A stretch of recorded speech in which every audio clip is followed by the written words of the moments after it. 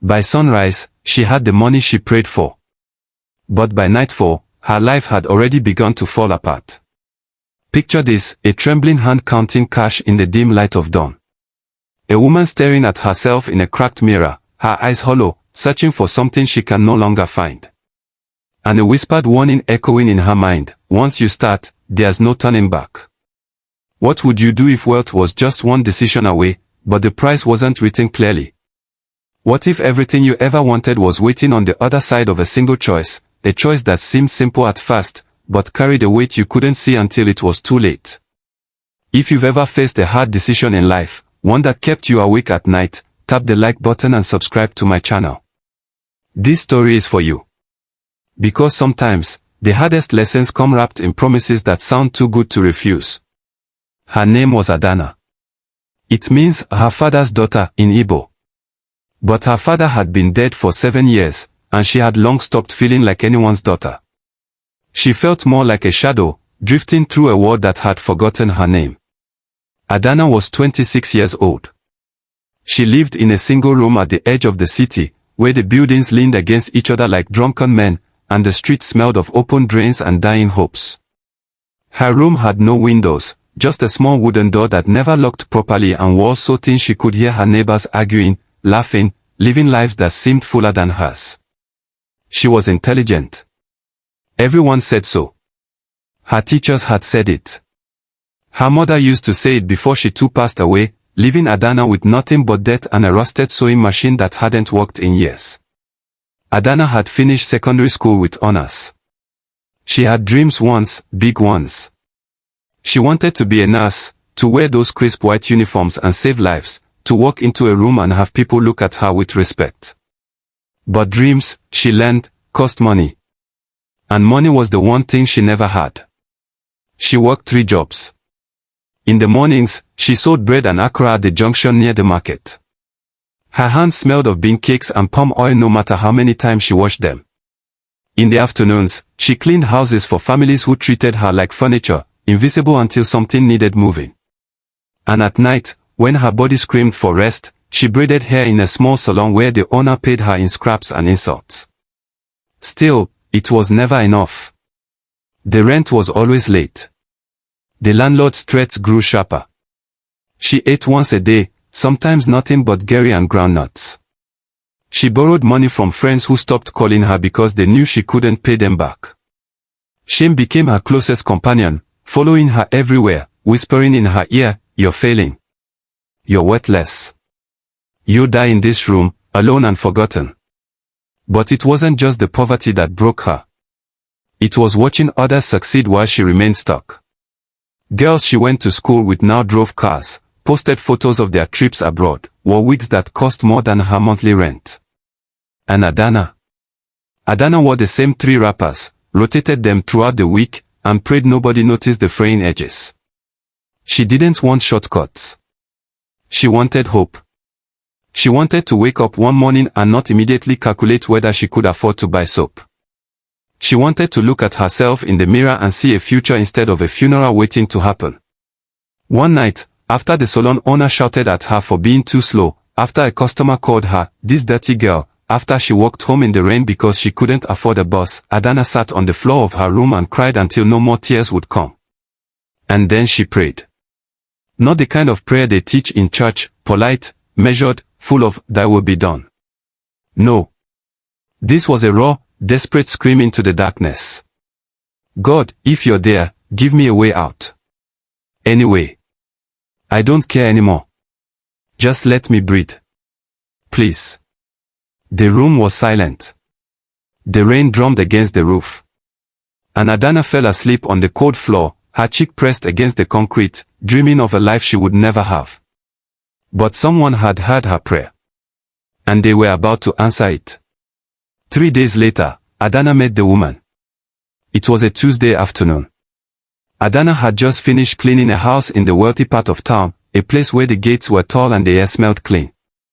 She was walking toward the bus stop, counting the coins in her pocket, when a voice called out behind her. "Adaeze." She stopped. Turned around. A woman stood there, maybe in her 40s, dressed in a flowing white agbada that seemed to glow in the fading sunlight. Her skin was smooth, ageless. Her eyes were calm, too calm, like someone who had seen everything and could no longer be surprised. "How do you know my name?" Adana asked, her heart pounding. The woman smiled. "I know many things about you, Adana. I know you're tired. I know you prayed for a way out. And I know you meant it when you said you didn't care how." Adana's mouth went dry. "Who are you?" "Someone who can help you." The woman stepped closer. Her presence felt heavy, like gravity itself had shifted. "Walk with me." Adana should have said no. Every instinct screamed at her to run. But something in the woman's voice, something in those steady, knowing eyes, made her follow. They walked through the quiet streets until they reached a garden Adana had never seen before, hidden behind high walls covered in bougainvillea. Inside, the world seemed different, softer, quieter, removed from the noise and chaos of the city. The woman gestured to a bench. They sat. "I'm going to make you an offer," the woman said. "And I need you to listen carefully before you answer." Adana nodded, her hands gripping the edge of the bench. "You want wealth. You want freedom. You want to stop suffering." The woman's voice was soft, almost tender. "I can give you all of that. But it requires something from you." "What?" Adana whispered. The woman leaned in. "Sleep with 12 men. One by one. No emotions. No attachment. Just complete what needs to be completed. After the last one, wealth will come to you. More than you've ever imagined. Enough to change your life forever." Adana's breath caught in her throat. That's it. That's it." The woman paused. "But there's a warning, Adana. Each man will take something from you. Not your body, that's yours to give or withhold as you choose. But something deeper. Something you won't notice at first. And by the time you do, it will be too late to stop." Adana stared at her. "What do you mean? What will they take?" The woman smiled, sad and distant. "You'll understand when it's over. The question is, are you willing to pay a price you can't see yet?" Silence stretched between them. Adana thought about her room. Her debts. The way people looked through her like she wasn't there. The way life had chewed her up and spat her out over and over again. "What if I say no?" she asked. "Then you go back to your life. Nothing changes. You keep suffering. You keep praying. And maybe, one day, things get better. Or maybe they don't." The woman stood. "But if you say yes, I give you this." She held out a small wooden box. Inside were 12 identical silver rings, delicate and cold to the touch. "One for each man," the woman said. "Wear them. When the 12th is gone, your new life begins." Adana looked at the rings. Then at the woman. Then at her own hands, rough and scarred from years of labor. "How do I find them?" she asked, her voice barely audible. The woman's smile widened. "They'll find you." And just like that, the deal was made. Adana took the box. The woman disappeared into the evening shadows. And somewhere deep inside, in a place Adana didn't yet know existed, the first thread of her soul began to unravel. If you believe some doors shouldn't be open no matter the reward, hit the like button right now. Because what happens next will show you exactly why. The first man appeared 2 days later. Adana was at the market, arranging her bread and akara on the wooden tray, when he walked up. Tall. Well-dressed. Smiling in that easy way men do when they know they're attractive. "You sell the best akara in this market," he said, his voice smooth. Adana looked up. "Thank you. What's your name?" "Adana." "Beautiful name." He bought 3 wraps of akara, paid her double the price, and left his number written on a slip of paper tucked under the coins. "Call me," he said. "Let's talk." She knew. Somehow, she knew he was the first.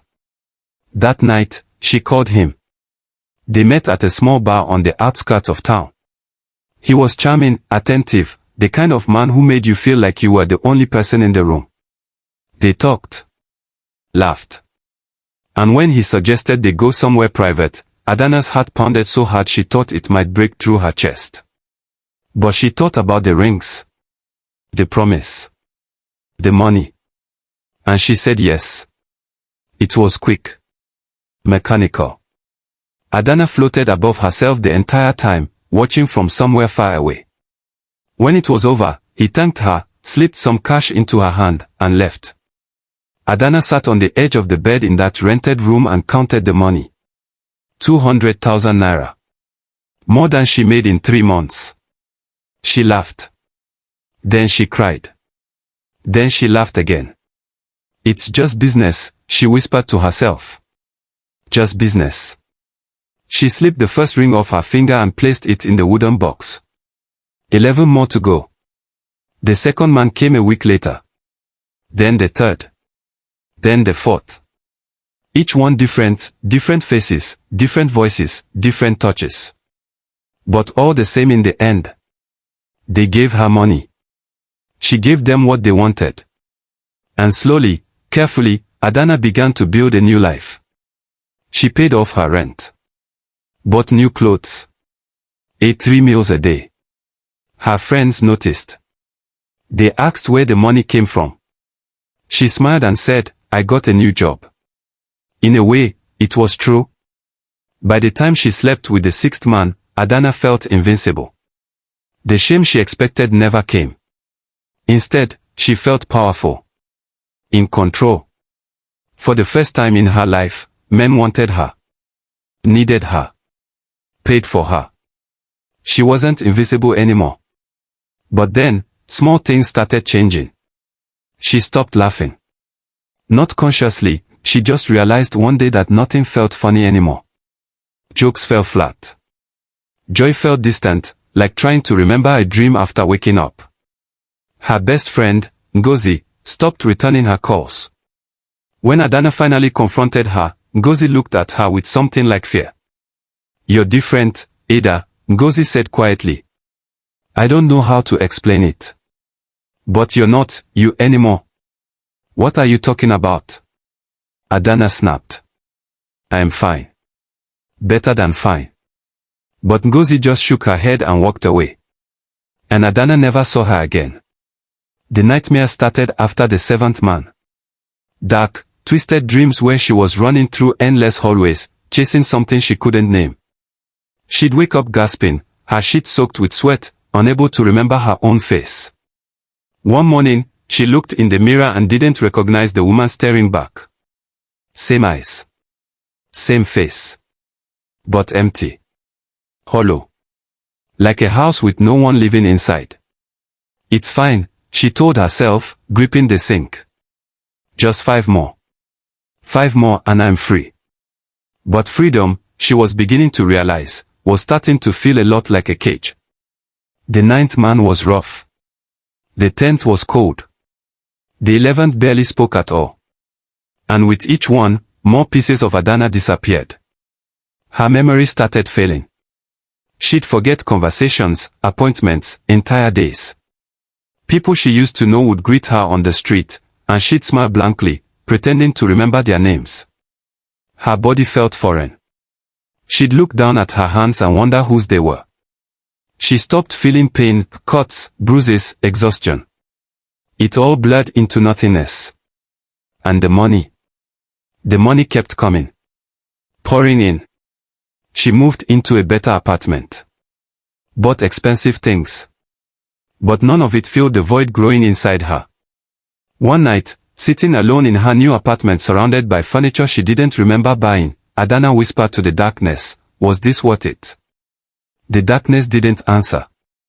Pause for a second. Would you continue if you were already halfway in?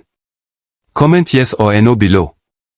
Because what comes next is the moment everything falls apart. The 12th man arrived on a rainy Thursday evening. Adaeze was waiting in a hotel room she'd rented, the last silver ring on her finger, her heart pounding with anticipation and dread. This was it. The final one. After tonight, the promise would be fulfilled. After tonight, she'd be rich beyond measure. The door opened. And the man who walked in made Adaeze's blood run cold. He was different from the others. Older. His eyes sharp and knowing. He looked at her not with desire, but with pity. "Hello, Adaeze," he said softly, closing the door behind him. "How do you know my name?" she whispered. "I know many things about you." He sat in the chair across from her, his movements slow and deliberate. "I know you're tired. I know you thought this would save you. And I know you're about to realize how wrong you were." Adaeze's hands trembled. "Who are you?" "The last piece of the puzzle," he said. "The final payment." "What do you want from me?" He leaned forward, his eyes locked on hers. "Nothing you haven't already given. This moment was decided the moment you said yes. The question now is, are you ready to pay the final price?" "I don't understand," Adaeze said, her voice breaking. "You will," he said gently.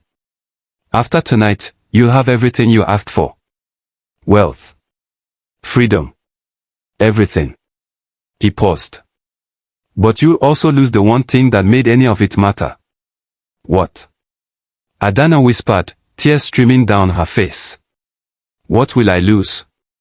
The man smiled, sad and distant, and in that moment, Adaeze saw the woman from the garden reflected in his eyes. "Yourself," he said. And then, the room went dark. When Adaeze woke, it was morning. The hotel room was empty. The 12th ring was gone from her finger. And sitting on the table beside the bed was a bank statement showing more money than she'd ever imagined. She'd done it. The deal was complete. Adaeze stumbled to her feet, grabbed her phone, and called her bank. It was real. All of it. Millions of naira. Enough to live on for the rest of her life. Enough to never worry about rent or food or shame again. She should have been happy. Ecstatic. Screaming with joy. But when she looked in the mirror, the woman staring back was a stranger. Beautiful. Wealthy. Empty. And then the consequences began. Her phone rang. It was her landlord. "Adaeze, I don't know how to tell you this, but your apartment was broken into. Everything's destroyed." She hung up. Called her cousin. No answer. Called her old friends. Blocked. Every single one. Over the next week, the pattern became clear. Anyone who tried to help her, anyone who got close, suffered. Accidents. Illnesses. Financial ruin. As if her wealth itself was cursed, poisoning everyone it touched. Adaeze stopped trying to reach out. She lived alone in her luxury apartment, surrounded by expensive furniture and silk curtains, eating gourmet meals that tasted like ash. And slowly, she realized the truth: she'd gotten everything she wanted. But she'd lost everything that made life worth living. If you believe shortcuts always collect their debt, hit the like button. Because this is what happens when you try to cheat life itself. Adaeze spent the next months trying to undo what she'd done. She searched for the woman in the white agbada. Walked through every street, every market, every garden. But it was as if the woman had never existed. She gave money away. Donated to churches. Helped strangers. But the curse remained. Every person she touched crumbled. Every life she tried to save fell apart. One night, desperate and broken, Adaeze knelt in her apartment and prayed. Not for wealth this time. Not for freedom. Just for release. "Please," she sobbed. "Take it all back. I don't want it anymore. Please." And in the silence that followed, she heard the woman's voice, distant and clear. "You were warned?" Adaeze collapsed on the floor, her body racked with sobs. Because she finally understood, the price wasn't money. It wasn't her body. It wasn't even her dignity. The price was her soul. Her ability to love. Her connection to other human beings. Her very humanity. She traded everything that made her her for wealth that meant nothing without someone to share it with. A year later, if you walked through the city, you might see her. A beautiful woman in expensive clothes, sitting alone in five-star restaurants. Surrounded by luxury. Drowning in loneliness. Her bank account never runs dry. Her closets are full. Her life is everything she prayed for. But she can't remember the last time she felt anything. Can't remember the last time someone looked at her with love instead of fear or envy. Can't remember who she used to be before she made the deal. Sometimes, late at night, she takes out the wooden box. Runs her fingers over the empty spaces where the 12 rings used to be. And wonders if there was ever a moment she could have stopped. A moment she could have said no. But the truth is simpler and crueler than that. She'd been dying long before she met the woman in white. Poverty had been killing her slowly, one indignity at a time. The deal didn't destroy her. It just finished what life had already started. So here's the question, the one that matters, was Adana wrong, or was life unfair to her first? Would you have taken the deal? If you'd lived her life, felt her pain, watched opportunity after opportunity slip through your fingers while others flourished, would you have said yes? She thought poverty was her enemy. But it was impatience that ruined her. Impatience and desperation and the belief that the end justifies the means. But some prices are too high. Some doors, once opened, can never be closed. And some deals, no matter how sweet they sound, are designed to destroy you from the inside out. Adana got her wealth. But she lost her soul. And every day, surrounded by riches she can't enjoy, she pays the price over and over again. If this story touched you, if it made you think, if it reminded you that some shortcuts lead to dead ends, do me a favor, subscribe to this channel. Share this video with someone who needs to hear it. Because stories like this aren't just entertainment. They're warnings wrapped in wisdom, lessons disguised as tales. And leave me a comment below. Tell me, what would you have done if you were in Adana's shoes? Would you have taken the deal, knowing what you know now? Or would you have found another way? Because at the end of the day, we all face choices. Some big, some small. And the ones that seem easiest in the moment often turn out to be the ones that haunt us forever. Remember, wealth without peace is just a prettier prison. And some deals aren't meant to save you. They are meant to teach you that salvation was never for sale in the first place. Until next time, stay wise. Stay strong. And always read the fine print, especially the parts written in invisible ink.